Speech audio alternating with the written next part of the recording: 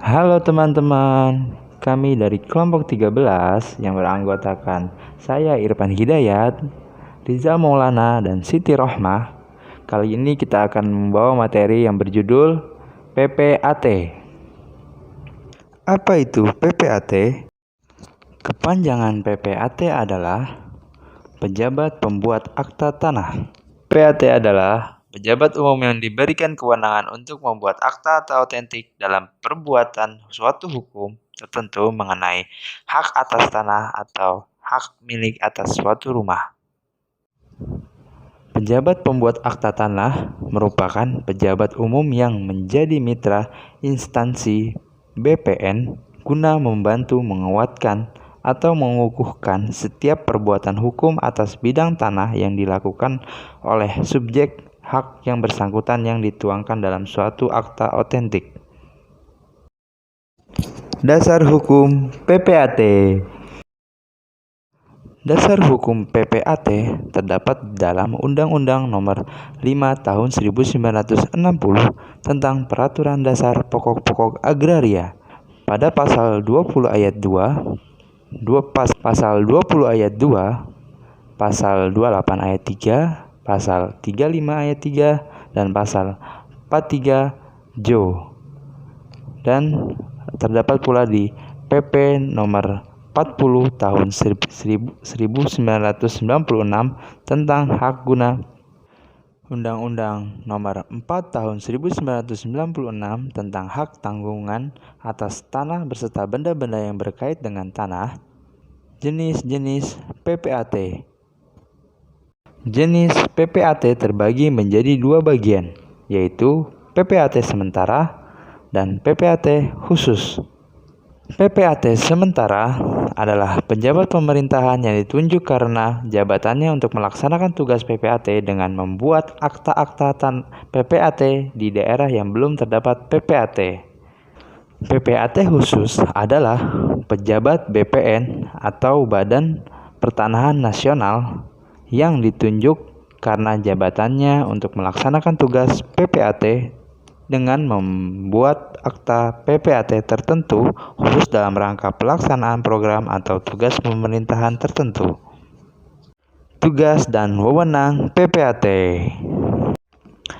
Tugas pokok PPAT adalah melaksanakan sebagian kegiatan pendaftaran tanah dengan membuat akta sebagai bukti telah dilakukannya perbuatan hukum tertentu mengenai hak atas tanah atau hak milik atas suatu rumah susun.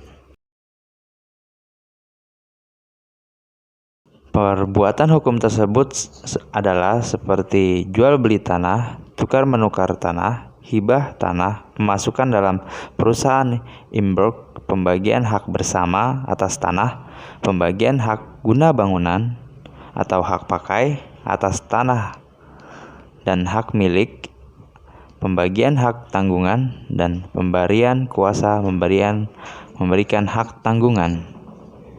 Maka PPAT mempunyai kewenangan untuk membuat akta autentik mengenai semua perbuatan hukum mengenai hak atas tanah atau hak milik atas suatu rumah susun yang terletak di dalam daerah kerjanya. Pelaksanaan PPAT. Peraturan Pemerintahan Nomor 37 Tahun 1998 tentang Peraturan Jabatan Pejabat Pembuat Akta Tanah disebutkan bahwa dalam tugasnya membuat akta harus dilakukan di kantor PPAT yang bersangkutan dengan dihadiri oleh para pihak atau kuasanya sesuai ketentuan yang berlaku dalam perbuatan hukum tersebut. Dalam pasal 38 PP 24 tahun 1997 bahwa pembuatan akta dihadiri oleh para pihak yang melakukan perbuatan hukum yang bersangkutan dan 2 orang saksi yang memenuhi syarat untuk bertindak sebagai saksi dalam perbuatan hukum itu. PPAT dapat menolak untuk membuat akta jika pertama, jika tidak ada sertifikat asli atau sertifikat yang tidak sesuai dengan daftar-daftar yang ada di kantor pertanahan. Yang kedua, adanya bidang tanah yang belum terdaftar kepadanya dan tidak disampaikan.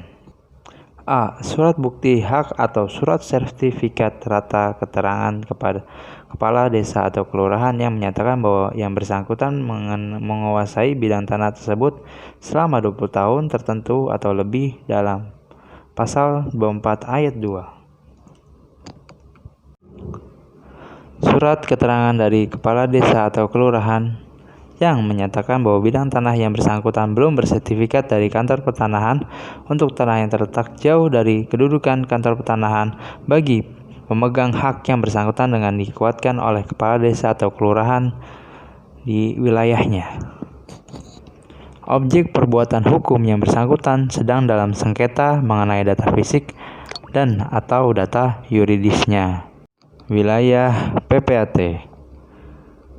Adapun untuk wilayah kerja PPAT terdapat perubahan peraturan. Semula wilayah kerja PPAT ditetapkan hanya untuk satu kota atau kabupaten yang mengikuti wilayah kantor pertanahan setempat berdasarkan Peraturan Pemerintah Nomor 37 Tahun 1998 tentang Peraturan PPAT.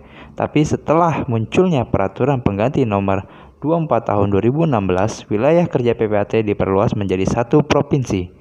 Perberhentian PPAT.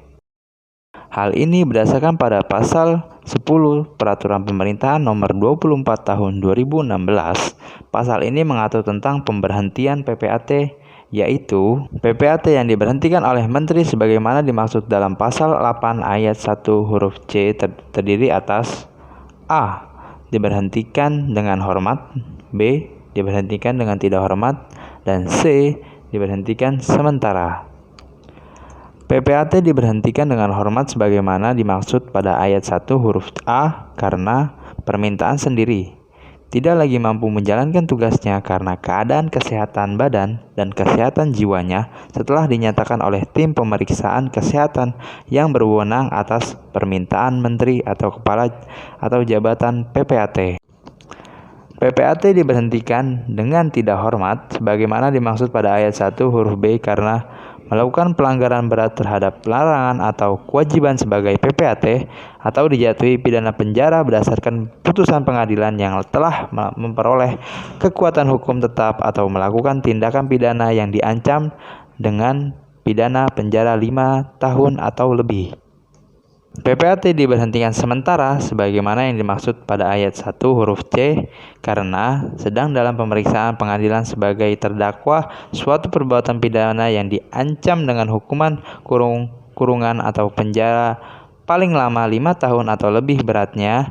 B. Tidak melaksanakan jabatan PPAT secara nyata untuk jangka waktu 60 hari terhitung sejak tanggal pengambilan sumpah. C. Melakukan pelanggaran ringan. C. Melakukan pelanggaran ringan terhadap larangan atau kewajiban sebagai PPAT. Syarat keabsahan akta otentik. 1. Material, isi atau materi dari akta tersebut adalah benar. Yang kedua, formil. Dibuat oleh pejabat yang berwenang di tempat di mana pejabat tersebut berkedudukan, ditanda tangani oleh para pihak yang hadir pada tanggal tersebut di dalam akta tanah. Terima kasih.